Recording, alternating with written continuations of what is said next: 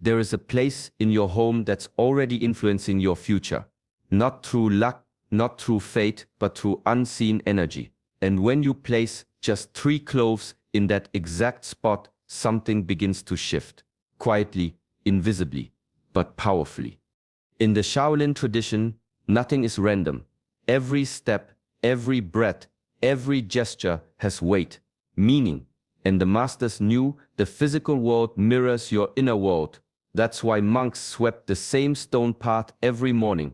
Not because it was dirty, but because it trained the soul. Movement becomes meditation.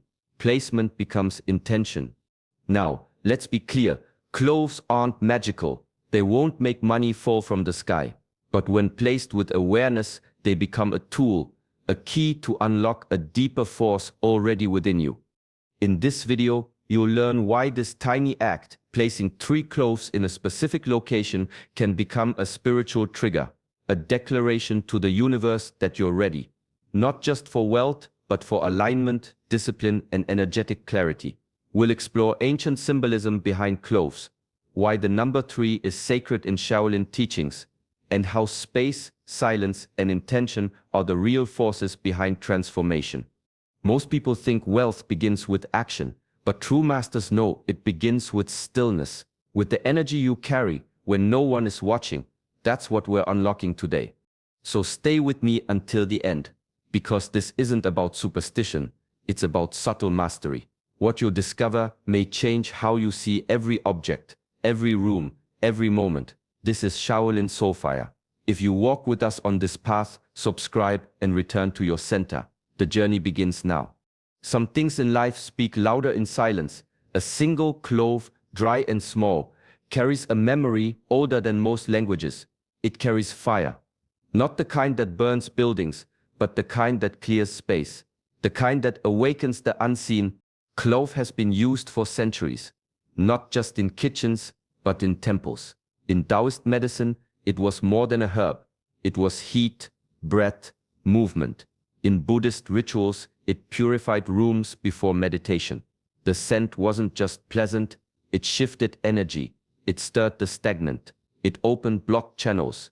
It brought clarity where there was confusion. The Shaolin monks understood this well. Before training, before stillness, they would often cleanse the space, not to please the gods, but to clear the mind, to signal to the body, now we begin. When you place 3 cloves in your space, you sit not decorating. You sit making a choice.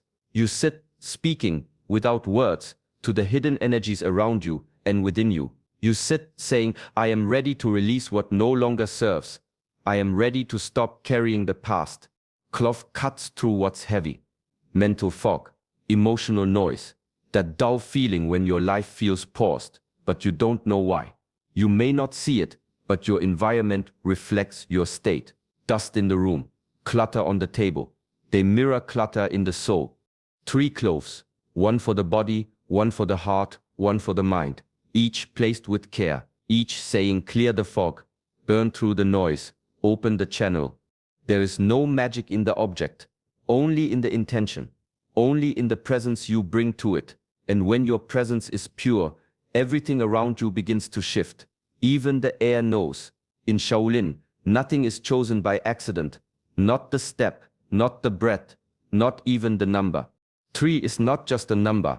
It is a map, mind, body, and spirit. 3 dimensions of your being, always in motion, often out of sync.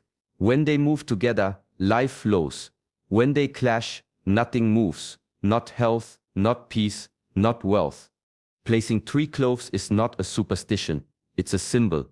1 clove for the thoughts you carry, 1 for the emotions that live beneath them, 1 for the quiet pulse of your energy, deeper than either mind or heart. Together they become a reminder. Bring yourself back into one place, one moment.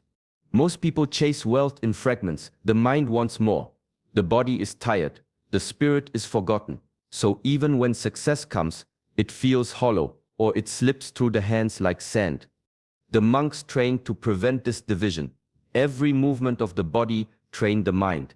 Every breath in meditation opened the spirit. They understood real power doesn't come from intensity, it comes from alignment. When all three parts of you are pointed in the same direction, things begin to happen, quietly at first, then unmistakably. So when you place 3 cloves, do it slowly, not as a trick, but as a declaration. This is me, coming back into myself. No more division, no more delay. Because wealth, true wealth, does not respond to chaos. It responds to presence. It responds to those who are whole.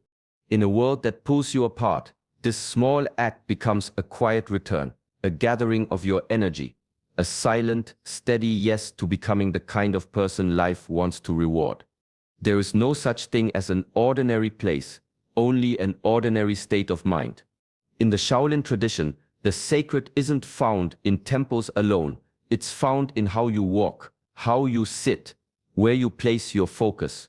A monk could turn a quiet corner into a place of power, not because of the corner, but because of the presence he brought to it. So when you place these 3 cloves, don't ask, where should I put them for best results? Ask instead, where can I place my attention fully? Maybe it's the doorway you cross every morning where new energy enters. Maybe it's the desk where your ideas are born. Maybe it's beneath your pillow where your mind softens and drifts into deeper realms. The location is not what holds power. Your awareness does.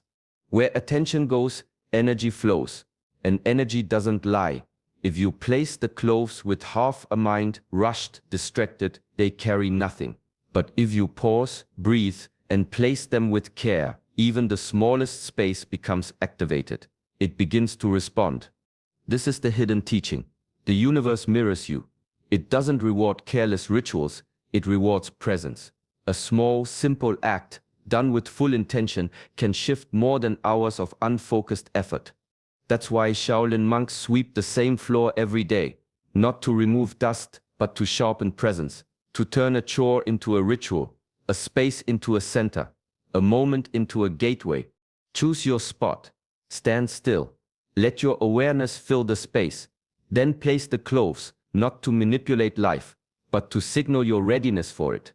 Attention is the offering, and when it's true, life listens. The world doesn't respond to scattered energy, it responds to clarity. You could place 1,000 cloves in every corner of your house. But if your mind is restless, your spirit heavy, your actions lazy, nothing moves. The ritual becomes noise, just another attempt to force life to give you something you're not truly aligned with. Shaolin monks understood this. Before they moved, they trained the mind. Before they trained the body, they purified intention. Because a wandering mind weakens everything. Even the strongest technique means little if the will behind it is broken. To them, intention was not just thought, it was precision, focus, a blade sharpened daily. Every movement had a reason, every gesture was conscious. Even when tying a sash or drinking tea, their presence filled the act. That's what made their lives magnetic. Not the robe, not the title, but the way they met each moment with full awareness. If you perform a ritual to escape your life, it carries the weight of fear. If you perform it to demand results, it carries the energy of greed. But if you perform it with stillness, trust, and commitment to inner growth, then it becomes something else entirely.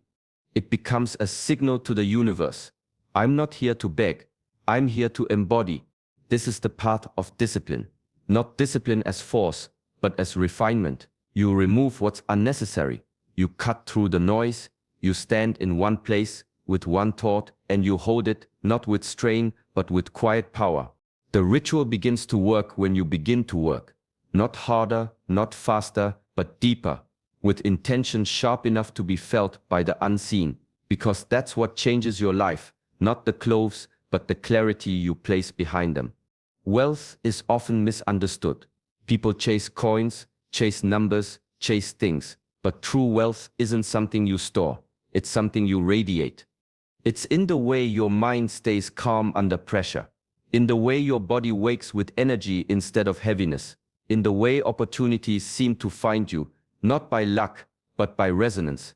Wealth is clarity, it's vitality, it's the steady flow of life through you, and the absence of inner resistance. But there's another kind of poverty, quieter, more dangerous. It lives not in empty pockets, but in cluttered minds. It shows up in constant complaining, in comparing your path to others, in doubting your own worth. It's not about how little you have. It's about how often you leak what you already carry. The monks called this energetic poverty. It drains without you noticing. A single fearful thought, repeated daily, can cost you more than missed income. It costs you presence. It costs you life. So when you place these cloves, do it as an act of war. A silent rebellion against all the ways you've betrayed your own power. Place them not to get more, but to declare no more begging, no more fear, no more wasting time. This is not superstition. It's alignment. A signal that you're done leaking energy into stories that no longer serve you. You're not asking for wealth. You're becoming someone it can stay with. Someone whose thoughts are clean, whose emotions are steady, whose spirit is open but not desperate. Wealth doesn't just visit the ready, it stays with the refined. So place the cloves with steady hands, and let them mark the end of your inner poverty. From this moment on, you don't chase flow. You are the flow. The more you chase, the more it runs. That's the paradox most never see. People move fast, think fast, worry fast. They grip money with anxious minds, always reaching, always hungry. But the Shaolin path teaches something far more subtle. Do not reach, root. Be still, then move. Act from depth, not from panic. Stillness is not the absence of action. It's the foundation of right action. It's the pause that gives power to the next step. Without it, every move is noise, scattered, weak. But with it, your energy condenses, focus returns. The mind clears. What you do becomes charged with quiet force. This is why the monks would sit before they trained. Before the body moved, the mind was emptied, the breath slowed, the spirit settled. Only then did they rise to strike, to leap, to live, not with noise, but with inner certainty. The same applies here. When you perform this clove ritual, don't rush it. Don't do it while thinking of bills or scrolling or waiting for results. Sit first. Breathe. Let the noise drop. Then place each clove as if the whole universe is watching, because it is. That simple act, done in stillness, opens a channel. Not because the cloves are magic, but because you became magnetic. You stopped pushing. You stopped begging. You stood still long enough for wealth to find you. Most never do this. They think stillness is weakness. But in truth, it's the beginning of mastery. The moment you stop chasing and return to your center, everything starts to shift. Not because the world changed, but because you finally did. Wealth is not deaf, it's just quiet. And it listens best to those who move from stillness. Discipline is not something you do once. It's something you become. The Shaolin path was never built on single moments of inspiration. It was built on daily return to breath, return to focus, return to form. Every sunrise was a beginning, every action a chance to deepen the path. Monks didn't meditate once and expect stillness to carry them through life. They returned to the cushion daily, sometimes with joy, sometimes with resistance, but always with devotion, because they knew true transformation is slow, quiet, repetitive, but it is also unstoppable. This is why the ritual of placing 3 cloves means more than people realize. It's not a one-time spell. It's a symbol, a silent agreement between you and your higher self. Every time your eyes fall on those cloves, it's a reminder: I choose clarity. I choose discipline. I choose to stay the course, even when results are not visible. Even when the mind wanders, even when the world distracts. Wealth, true wealth, flows to those who can hold a direction over time, not perfectly, but faithfully. Those who can build small acts into sacred patterns. That's how momentum builds. That's how your energy shifts, quietly, day by day. So don't rush this. Don't look for fireworks. Look for the slow fire inside you, becoming steadier each time you return. Let the cloves be your anchor, not just once, but every day. A reminder that you don't need to force wealth to appear. You only need to become someone it can trust. And becoming that person is not an event. It's a practice. One breath, one step, One small act of remembering again and again. There is wisdom in space. In the design of Shaolin temples, nothing is crammed, nothing is excessive. The walkways are wide, the halls are open, the rooms breathe. Even in silence, the space speaks. And what it says is this: clarity begins with emptiness. In Feng Shui, space isn't just background, it's energy. It's the container that holds your life. When clutter builds, energy slows. When objects pile up, so do thoughts. What surrounds you shapes you. That's why clove placement should never happen in chaos. If your room is crowded, dusty, filled with distractions, the ritual weakens, it becomes another object lost in the noise. But in a clean space, one small act carries weight, meaning sharpens, intention settles. Monks understood this deeply. Before meditation, they would sweep the floors. Before morning practice, they would open the windows. Not because the room was dirty, but because the act prepared the mind. A clean space leads to a clean state. What you remove from your surroundings, you also remove from within. This isn't just about minimalism, it's about flow. Space invites movement, air, thought, energy, and wealth. Real, flowing wealth needs room to land. So before you place the cloves, clear the space. Let that be part of the ritual. Remove what you don't need. Not just the physical, old regrets, buried anger, endless noise. Let the act of cleaning be a meditation of its own. Then, when you place the cloves, let them rest in space that is calm, still, open. Because in that openness, something stirs. You feel it, the shift, the readiness. What's empty isn't lacking, it's inviting. And life always responds to invitation. Gratitude is not the end of a journey, it is the beginning. In the Shaolin tradition, the most powerful energy isn't force, it's trust. Not blind belief, but quiet knowing, the kind that doesn't wait for proof before standing firm.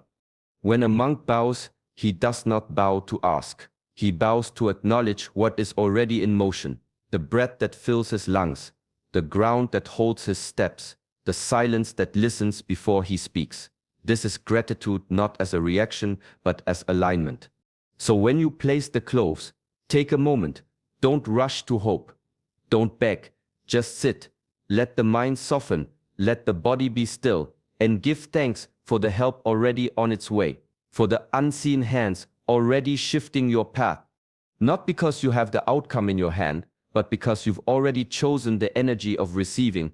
You've already stepped into alignment with what you're asking for.